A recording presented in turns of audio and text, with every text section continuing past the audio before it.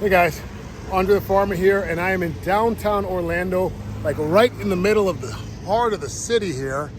And we have a most spectacular garden right here, and it is called South Street Urban Farm, and it's brought to you by the Paramore community, by Infinite Zion Farms, City of Orlando, Hebney, and Fresh Stop.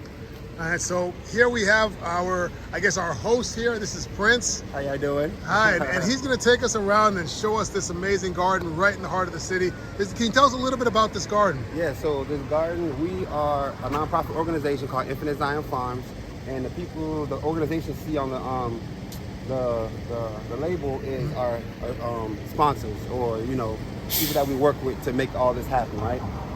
We are in the heart of Paramore, on one of the biggest food deserts in Orange County. So, we're proud to be here, and we're excited what we do out here too. All right, so we're gonna go ahead and we're gonna take a tour through this garden. So stick with us, guys. I'm super excited. I actually drove past this garden before I met Prince, probably about a month ago. And I thought to myself, this is amazing. It was right in the middle of the city, so it kind of shocked me. And I didn't get the number when I passed by, but I kind of wanted this to be my mission, was that at some point I'd get a chance to be in here. And then luck would have it, I met Prince a couple of days ago, really.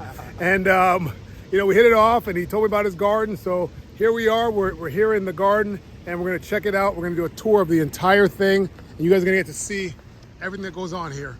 So, all right, so this is where the magic happens. All right. Quick fun fact, when we got on this lot, there was no electricity. So our organization came out here and put the first power pole to bring in power onto the lot. And the size of this lot is 0.3 acres. 0.3 acres. Now, that just goes to show you, 0.3 acres is a lot of space. Like, we're gonna go through this thing, and it is pretty big. Yes, thank you, I appreciate it.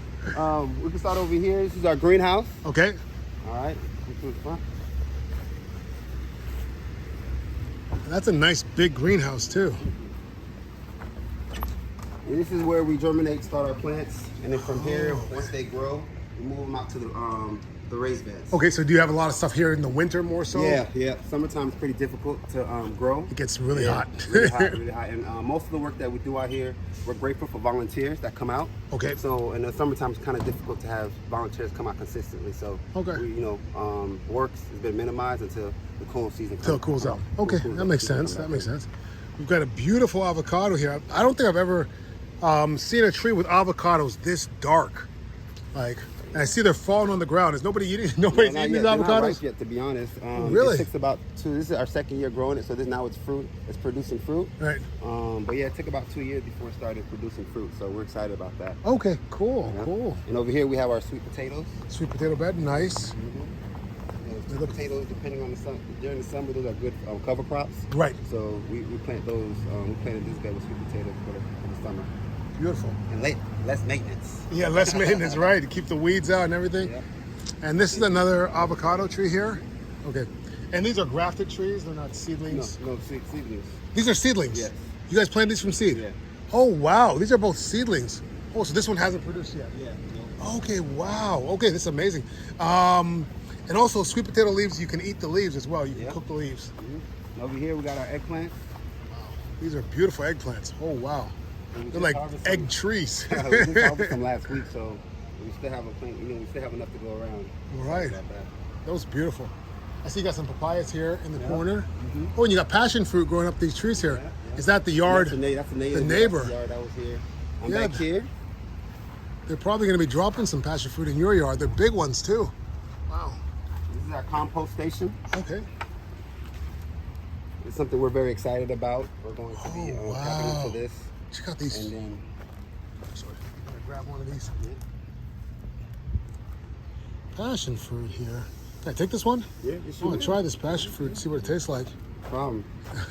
But they're all up in this tree here. So we're doing composting in this whole section in here. Mm-hmm. It's one of the areas that we're doing composting.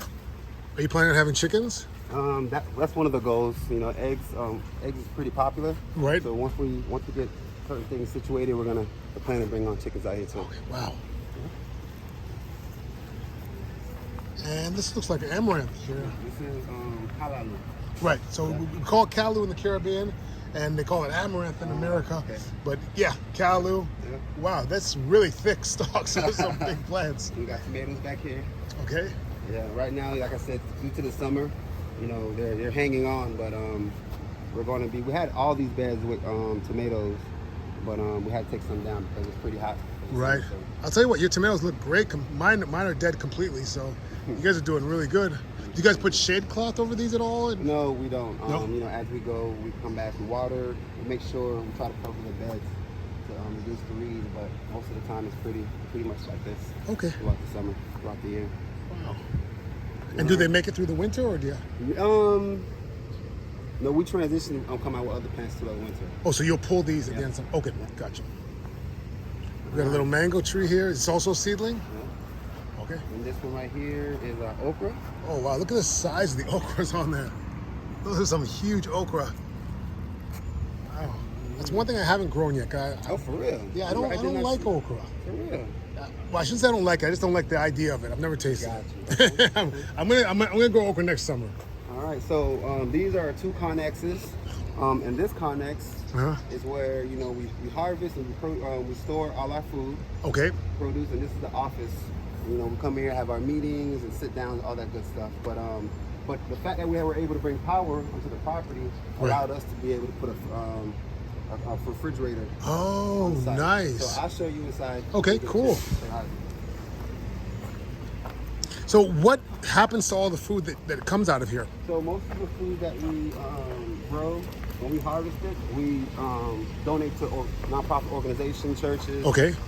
Food banks. So we also offer a CSA program that for residents in the Paramore area, we offer $5 8-pound produce bags. Wow, that is amazing. Yes. Can't beat that. Fresh produce for less than $1 a pound. And we got some bananas here, a nice banana circle. There's another compost area, and everything that we grow and we harvest or prune, we throw in here into our banana circle. And we got a rack of bananas coming over here. Nice. Beautiful. I love it. From this banana circles, I think we've been able to grow over like 50 banana trees we've planted throughout the shade points. Right. So this has been very fruitful in itself. I love it. That is awesome. And you got Here we have real grapevines. Yes, grapevines. I love it. Oh wow, look at all those grapes. That is amazing. Yeah, thank you. You wanna try one, man? Yeah, sure. I'll try a grape. Definitely, I'll try a grape. How'd that taste? They're good. Good? Very good. Tastes like a grape. Yeah. And over here, You got enough grapes to make some wine here. Yeah. That's one of our goals. We do harvest and make juice out of them, so we process them. And our goal is to, on a larger scale, to be able to produce that on a larger scale. That would be awesome. Wow. And we got Mexican grapes here. Okay. Come over here. Try this one. And you tell me the difference on the taste. Right here. All right, we're gonna try the muscadine. Totally different. Yeah. It tastes wilder. Right. It's got Like thicker more skin. Yeah. Yeah. Okay. Got peach. Is that peach there or nectarine? This is one of my partner's favorite tree. Peach tree. Peach tree. Okay. And then Over here. this is the Moringas. Moringas, yes. We got a bunch of them. We got a loquat over here. When we came on site, this is one of the trees that was already here. Oh, And really? The benefits of this, we kept this tree here, so that we can make tea out of it. Right. And, also something that we make sure that we do, we let it grow over the fence, so the residents can come by and they come out and harvest the leaves. Get and make their own clippings. teas. Oh, wonderful. That is amazing. Because this is a miracle tree right here. Moringa. This is like the most nutritious land plant on earth. Is that comfrey down there? Not sure. Okay, I think it might be comfrey, and that's turmeric right there. You got here, Little pineapple growing. you know. And over here, have one of our initiatives, one of our goals is solar energy. Oh, We wow. want to be able to sustain this property, this lot, the solar energy. So we're planning to put that initiative together. Oh, We're wow. very excited about that. That is so cool. So we still got more beds, more stuff in these I know beds we here. passed through here though. You can see our Oh, the beehives. bees. I literally walked past the bees. I didn't even see them. That is so cool. So we got 3 hives right there. Yep. We got a super on 2 of them. So it looks like 2 of them might be getting ready to give us some honey. Yep. Actually, we had one of our bee specialists came out here yesterday. Yeah. And he was able to get in there. He harvested some of the honey out there from yesterday. So Okay, good. cool. And is this all basil? Yeah, basil. Look at the size of this basil. Yeah, so something like this, it's time for us to prune it back and harvest. Yep. So we're gonna do that later this week for sure. You can make really good tea with the flowers of this basil as well. And then we have peppers in the back. So we got peppers. Peppers are pretty good. Try not to get hit by one of these pollinators. There's all kinds of wasps on there. So we got peppers on here. I feel like we probably need to harvest some of those peppers. Yeah, but it's like I said, summertime is pretty Hard to get people out here. We got a lot of peppers. Peppers are looking really healthy, looking good. Your callaloo is just spectacular.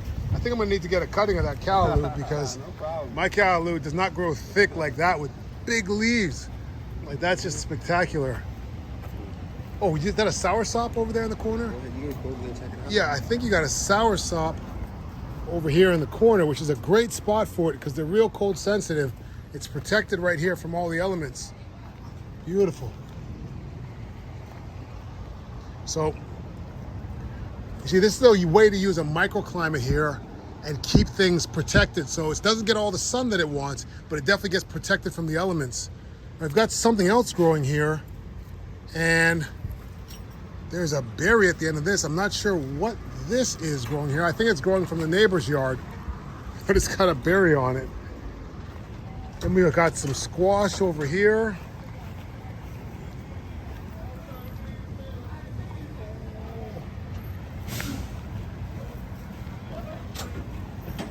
Now this is the amaranth or the callaloo, and this is something that I'm definitely gonna need to take a cutting of because the leaves are just massive on this thing.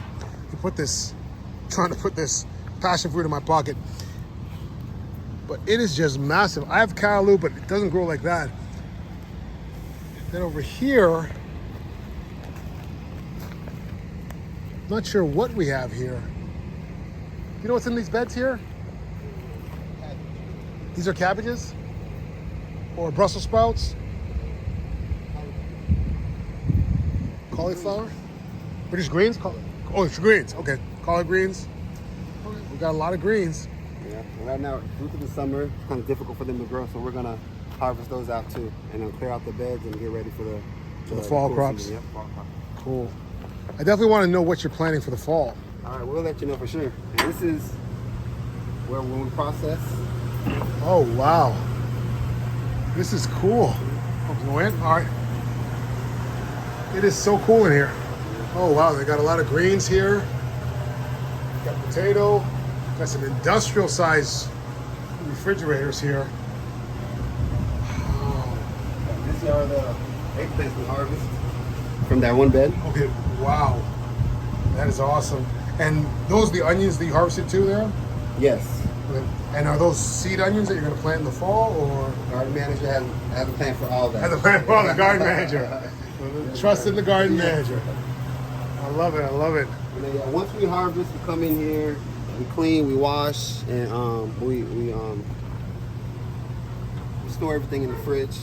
And we usually do it on a weekly basis, Right? especially when the CSA program kicks up.